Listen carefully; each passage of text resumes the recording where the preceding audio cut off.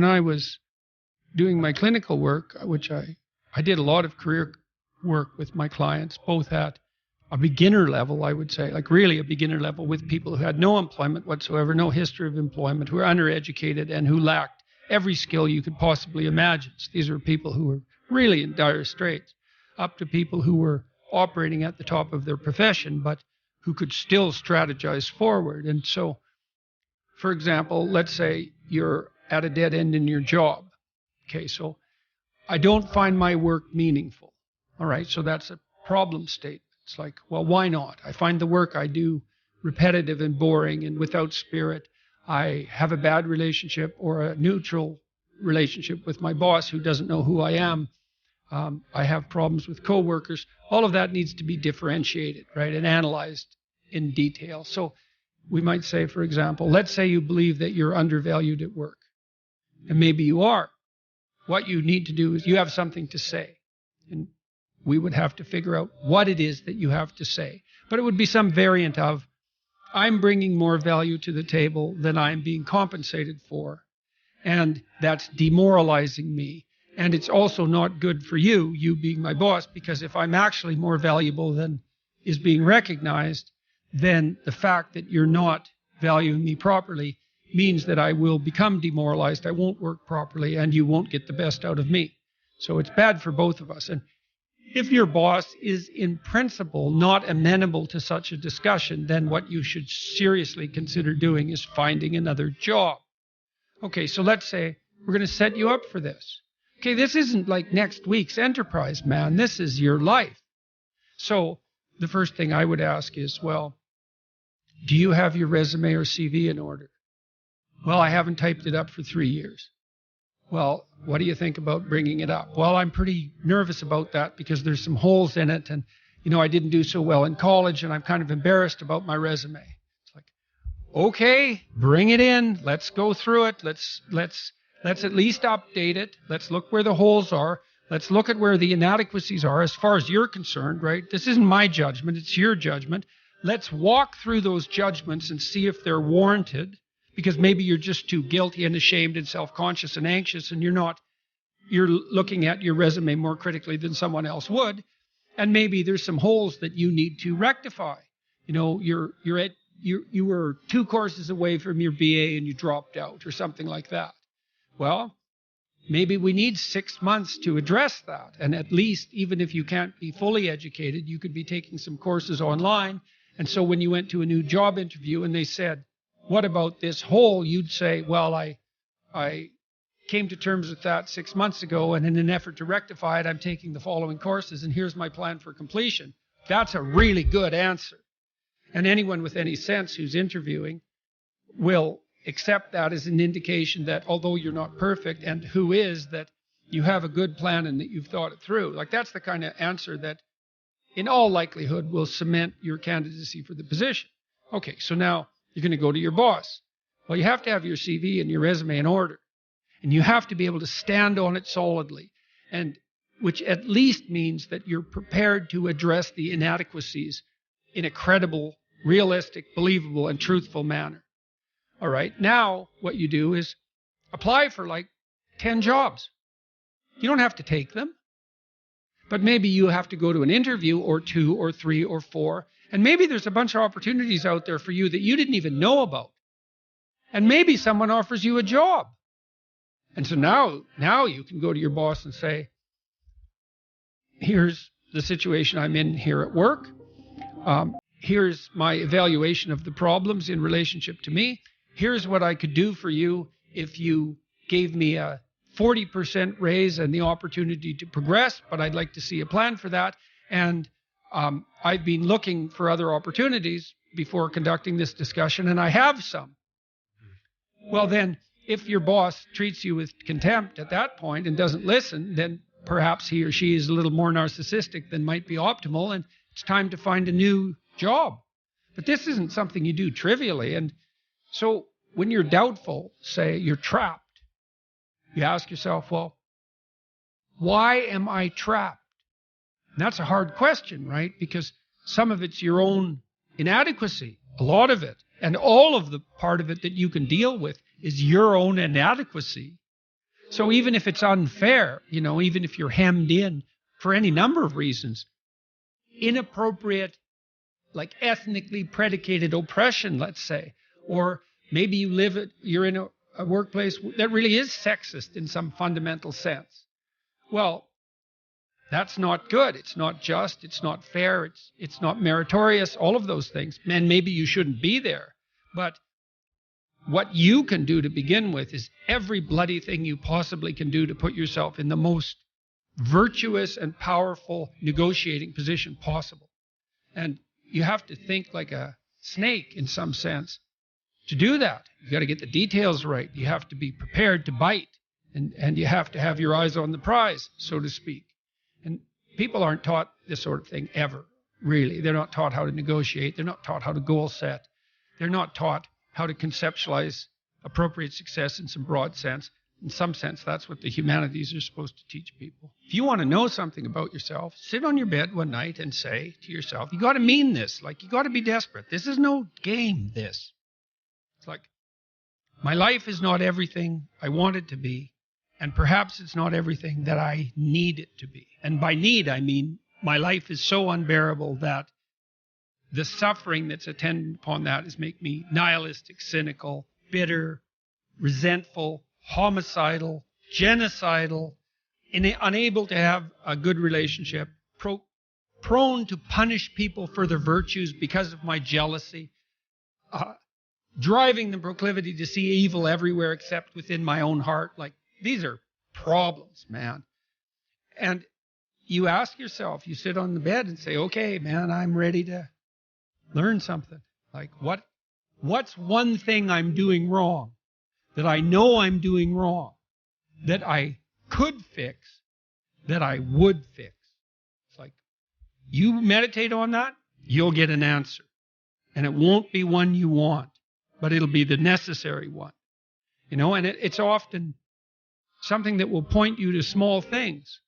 So Carl Jung said, people in the modern world don't see God because they don't look low enough. And so imagine you're in your messy bedroom, and you're sitting on the edge of the bed trying to have an honest dialogue with yourself. And the little voice says, it's pretty disgusting in here. And you think, well, I'm way above such trivial niceties as organizing my room. Well, that's pride. That's arrogance. If you're above organizing what's actually yours, how in the world are you ever going to organize anything else? And so you get on your knees and you think, well, it's time to, take a brush to the toilet. And maybe that's where you start. And that works. Like, that works. You start making those micro improvements, like real micro improvements, real on the ground, actual micro improvements to things that are wrong. You'll improve unbelievably rapidly. Well, that's a temptation, right? I mean, when the radical lefty types go after people for their unearned privilege, they have a point. Now, the point is, the existentialists called it thrownness, which is that's a Heideggerian term. And thrownness is the fact that we kind of experience life as if we're tossed into it, thrown into it. You're male and not female. You're Hindu and not Christian. You're tall and not short. You have an arbitrary range of talents and an arbitrary range of limitations, none of which, in some sense, you chose. It's the cards you're dealt. Now, some of those are cards of privilege. Maybe you're born intelligent. Maybe you're born symmetrical. Maybe you're born healthy. Maybe you're born into a culture where it's much easier not to be absolutely deprived. Maybe your parents are rich. And so all of that, in some sense, is unearned. Now, along with that comes a good dose of existential guilt. Because at the same time, and this is true for anyone, regardless of their cultural background, the ground we walk on is soaked in the blood of historical atrocity. And so that's on you. Because, people think, well, who's the Nazi? Well, it's the fascist, or who's the radical communist? It's the radical left-wing ideologue. And the fundamental truth of the matter is that's best dealt with as a spiritual matter. Is the adversary is within, really, most profoundly. And so you have to take the responsibility for that historical atrocity onto yourself. I was talking to Guy Ritchie this week about his movie King Arthur. It's quite an interesting movie in many ways. And when Arthur, who could be the hero, takes the sword, he's so overcome by visions of his murderous uncle that he can't pick up the weapon. Well, think about that. Now, you have weapons at your disposal, but they've been used by your murderous uncle. How dare you wield them? And the answer is, maybe it's easy just to leave the sword on the ground because you do want to be responsible for atrocities going forward. And don't think you couldn't be. And don't think you might not enjoy it.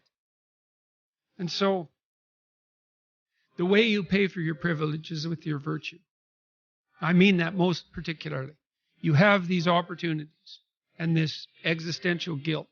And the way you expiate that and atone is by doing your best to live the best possible life you can manage, to speak the truth, to treat people with respect, to abide by the principles of the dignity of the individual, and to put your house in order. And that's how you pay for your unearned privilege. All of us. And we all have our privileges and our curses, All of us have that. That's why it's not useful to be envious of people. You see you're a young man, you see someone drive by in a Ferrari with a blonde, and you think, my God, he's got everything. And, the woman in the car is a prostitute who's got a cocaine addiction, and her life is just one catastrophe after another. And he's had to lie and cheat his way into this position, and he's afraid that everything's going to come crashing down on him, and that's what you're jealous of. And it's just not that profound. You don't want someone else's fate. Man, your fate's enough. And your adventure's enough. It's plenty. It's more than you can ever fully realize. And so that's also part of the reason that we all believe that the individual has some intrinsic dignity. Don't be so sure that your position and your room is so damn trivial. It might be your attitude towards it that's trivial. And if you're in dire straits and dire circumstances, just look at how much opportunity you have to make things better. So, not that it's easy. You don't even want it to be easy. When you reach the pinnacle of the hill, you want to stop and appreciate the vision, but the next thing you want is a higher hill in the distance, because it's the uphill climb that it's from the uphill climb that we derive our value, and I mean this technically. So almost all the positive emotion we feel, especially the emotion that fills us with enthusiasm, and that's to be filled with the Spirit of God, by the way, because that's what enthusiasm means. That's experienced in relationship to a goal. And so in some sense, and this is part of the religious enterprise, you want a goal that you can never attain, right? So you can always move closer to the goal that recedes as you move towards it. You think, well, that's frustrating. It's like Sisyphus pushing the rock uphill. But it's not, because as you pursue that goal, you put yourself together and your life does get better and richer and more abundant. And that's why the highest levels of virtue and goal are in some sense transcendent. You want them to be above everything you're doing so you can continually move towards something that's more sublime and better. That's what you are. You're here to live, not to sleep. And the problem with the vision of Mai Tais on the beach is that, well, first of all, that's a vision of drug-induced unconsciousness. Second, it's only going to work for about a week. Third, you're going to be a laughingstock in a month and depressed and aimless and goalless. That's not. It's you want a horizon of ever expanding possibility. And so it does happen to people because they've staked their soul on the attainment of an instrumental goal. And it can be a pretty high order goal. It was in your case. But then you think, well, now I'm there. Now what? Well, the answer can't be, well, I'm going to live in the lap of luxury and never have to leave the face. What do you want to be, a giant infant with a gold bottle? You never have to do anything but lay in your back and suck. It's like, well, you see the problem with that as a conceptualization. It's no, you want to be like an active warrior moving uphill with your sword in hand, and that's dynamic, that's exciting, and that's why so many young men disappear into video games. That's all acted out in the video game. So They have to act that out in their own life. Not that I despise video games, because I don't, but they're not a substitute for life. They might be good training under some conditions for life.